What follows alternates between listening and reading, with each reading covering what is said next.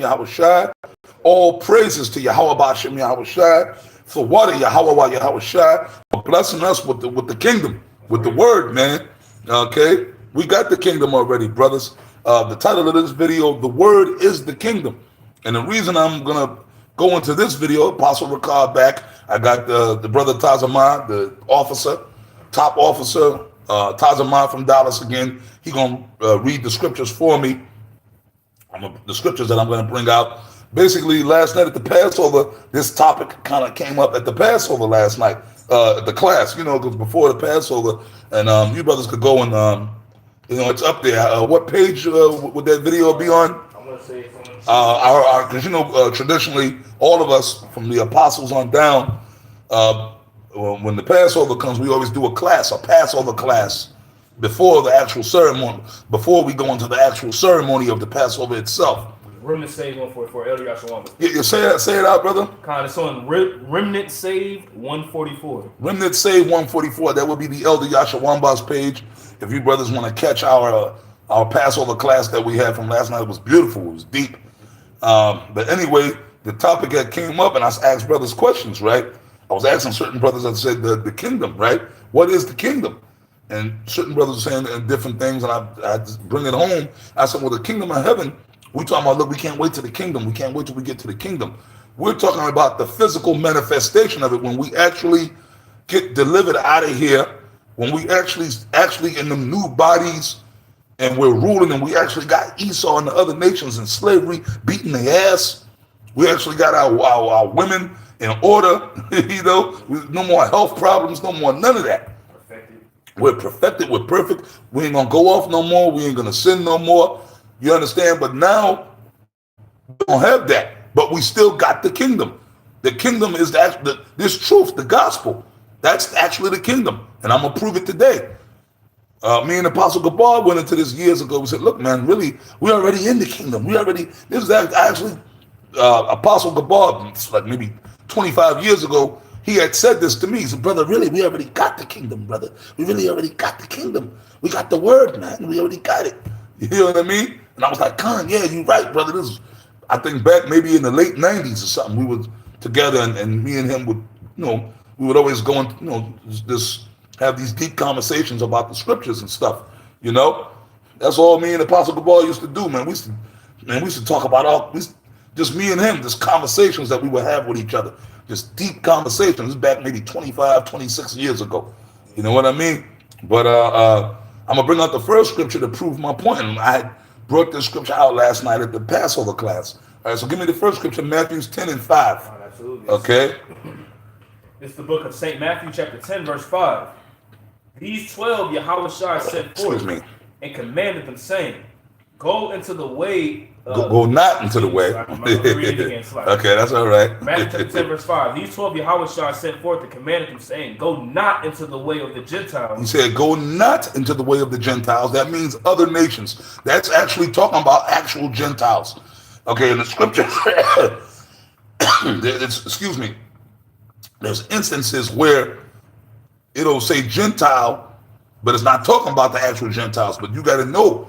That's why you got to know the scriptures, and you got to know the meaning of words, man, in certain parts of the scriptures. Right there, that's talking about actual Gentiles. That's talking about actual Edomites, actual Hamites, actual Moabites, so on and so forth, right? Go ahead. Continuing on. And into any city of the Samaritans enter ye not. Now, we went into this last night. The Samaritans were Ethiopians, Hamites.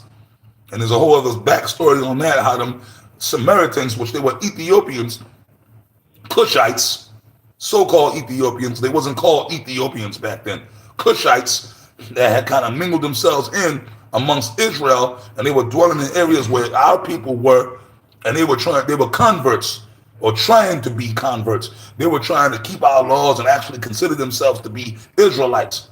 Yep. Just like today, you got them so-called Falasian Jews, which the word Falasian really goes back to false. Yep. Okay? Them, along with Amalek, you got a bunch of Cushites claiming that they're Jews and Israelites. So that proves that the scriptures are true or accurate, because they was doing it 2,000 years ago. Mm-hmm. You see what I'm saying? So those people today, them Cushites today, are the descendants. Those are the same exact people from back during the time of Yahweh Shai that was going on. All right, read on. So Yahweh Shai had to be specific. He said, and don't go to them damn Cushites either, them Samaritans, man. Those are not, they dark skinned like us, but those are not our people. They claiming to be us, but this is Yahweh Shai. This is the Lord himself saying this. Okay? Vocab Malone, how can you get around that? How can Vocab Malone or anybody get around this scripture? That the Messiah, who y'all call Jesus Christ, was only dealing with Israelites. The Lord said this, the Christians, the Jehovah Witness, that's a scripture that they all want to kind of, they want to go around it and try to climb around it. Yeah. Right? Go ahead, brother. Yeah. If I may add on to what the apostle's saying, you know, what the Lord, remember the Lord sent them lions up there? Because they wasn't keeping the laws? Them Ethiopian Jews? Yeah, because, okay, if you claim that you're keeping the law, right? So the Most High said, okay, well, if you're going to keep the law, you better honor my law to my people. And they wasn't doing it. So the Lord said, okay, he sent them lions in amongst them Cushites, tearing their fucking asses up. Because they had no business trying to, oh man, Yahweh Shai in St. John the 4th chapter, ye worship ye know not what, for salvation is of the Jews. That's right, yep. Right? The Israelites. All right, go ahead, brother, continue. Verse 6, it says, but go rather to the lost sheep of the house of Israel. But go rather to the lost sheep of the house of Israel, meaning go to the real by blood, like the Apostle Paul said in the Romans the 9th chapter.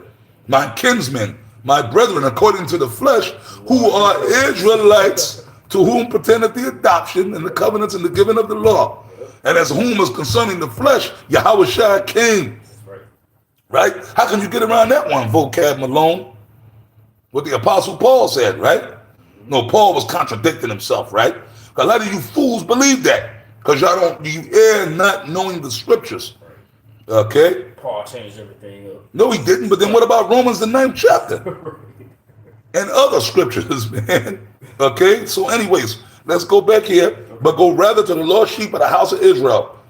Like the Apostle Paul said, meaning the actual descendants of Abraham, Isaac, and Jacob through the line of their fathers, not their mothers. A woman don't bear seed. How many times we got to say this? Your nationality is determined by who your father is. Your mother don't mean nothing as far as that goes. Your mother does not determine your nationality. See, that's a philosophy of the devil. A woman don't bear seed. I don't give a shit who your mother is. Your mother could be a Vulcan from the planet Vulcan. All right? You know, Mr. Spock's people. But if your father's an Israelite, you an Israelite. Right. You didn't know you're part Israelite and part Vulcan. No, man, the hell what your mother is. You understand what I'm saying? You understand what I'm saying? Your mother could be a Bigfoot, Sasquatch. It matters who your father is, man. Right? I mean, I'm making jest, but I'm just trying to bring a point home. But read on. Verse 7, and as ye go, preach, saying, the kingdom of heaven is at hand. And as ye go, preach, saying, the kingdom of heaven is at hand. What does that mean? That means Yahweh Shai told him to go and preach and go to the Israelites and let these brothers know, hey, the kingdom of heaven is here, brothers.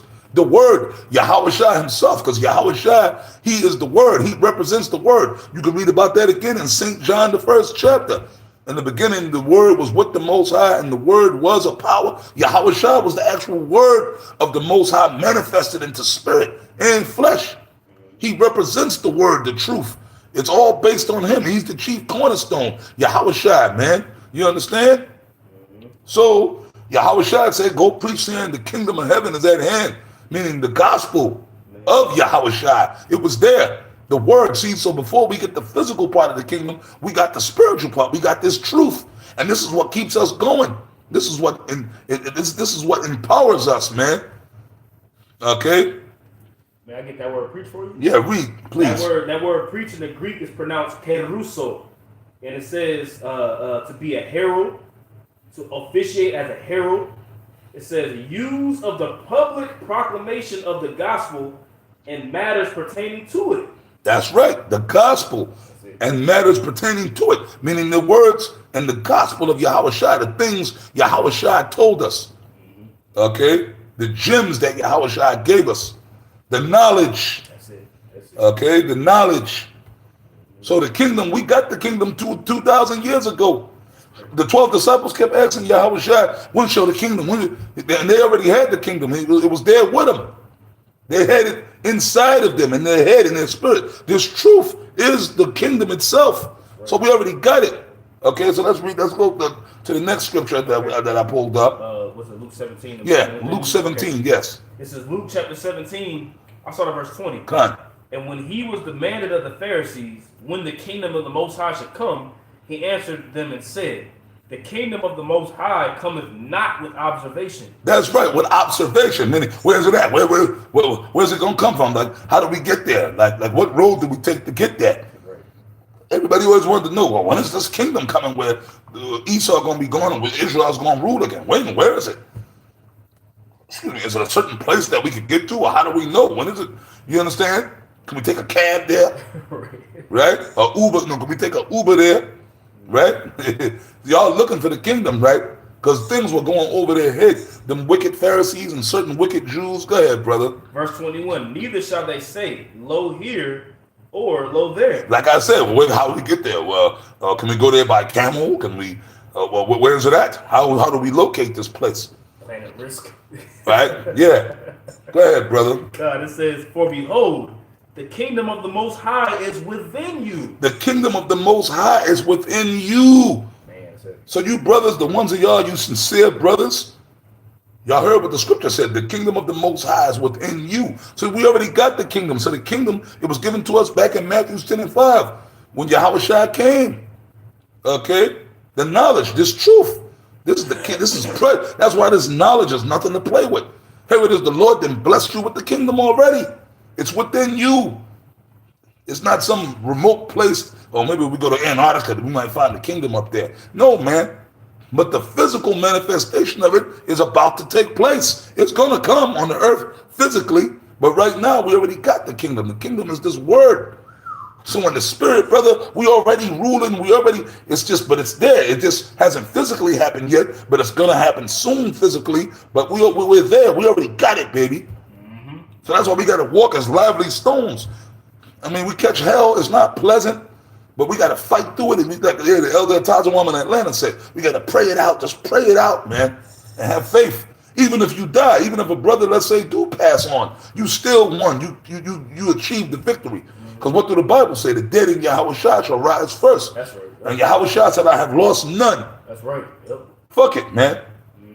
You still got the kingdom. You still got the victory. Because the brothers that have passed on in this thing, primarily King Marshall, High Priest Jaquab, High Priest Abba Bivens, they're still alive in Yahushua. They're not dead. And they're going to be back on the earth again walking around. So they achieved the victory even in their death. In their death, more so, they achieved it. Or any other brothers that might have passed away in the truth. It said the dead in Yahushua. Okay, but that was it on that in Luke. You might forget that word within for you? Yeah, get it. That word in the Greek is pronounced entos, and specifically the reason why I want to grab it, it says within your spirit. Within your spirit. Lab, racha, your mind. That's where your spirit dwells. Your spirit is your mind. Lab. You see? All right, go ahead, brother. That was it on that? Yeah, it was it on Luke. Let's get Revelation. We'll end it on Revelations 21. Okay. This is the book of Revelation, chapter 21, verse 3. Man, you might start at verse 1? Yeah, start at verse 1. It's Revelation 21, verse 1. And I saw a new heaven and a new earth. For the first heaven and the first earth were passed away, and there was no more sea. And I, John, saw the holy city, New Jerusalem. Yeah, see, New Jerusalem is talking about the physical manifestation of the part when the Yahushua actually sets up the kingdom on earth, right? This old place passed away. This wicked-ass kingdom, because this is heaven. For Esau, this is passed away. America's going to be destroyed. You see what I'm saying? But the new kingdom is going to be set up on earth, spiritually and physically. Read on. It says, prepared as a bride adorned for her husband. That's right, prepared. So that's the physical part of it. Yahushua already, so like in another dimension, the kingdom was already there just waiting for us to catch up to it. But we already have it. Okay, read on. Verse 3. And I heard a great voice out of heaven saying, behold, the tabernacle of the Most High is with men. The tabernacle of the Most High is with men. Yeah, this is where I wanted to get into this. The word kingdom means what? Domicile of the kings. Domicile of the kings. That's what kingdom means. Okay? So that means domicile, that's the place. a place where kings dwell. Right. So men, only men could be kings. Kingdom, domicile of the kings, right? So the kingdom is only, that proves that only men could be in this truth. Women are not kings. Right. Okay? You see what I'm saying? Only men are kings. So that proves a point on which that goes into Ezekiel, unto you, O men I call. Yeah. Ezekiel 34. Ezekiel 34, right? Only men are going to receive the truth because the Lord is only dealing with men. The tabernacle of the Most High is with men, right? So that proves that this word is the kingdom. Right. You see what I'm saying? Is the kingdom itself. The knowledge, because only men are going to really receive this thing.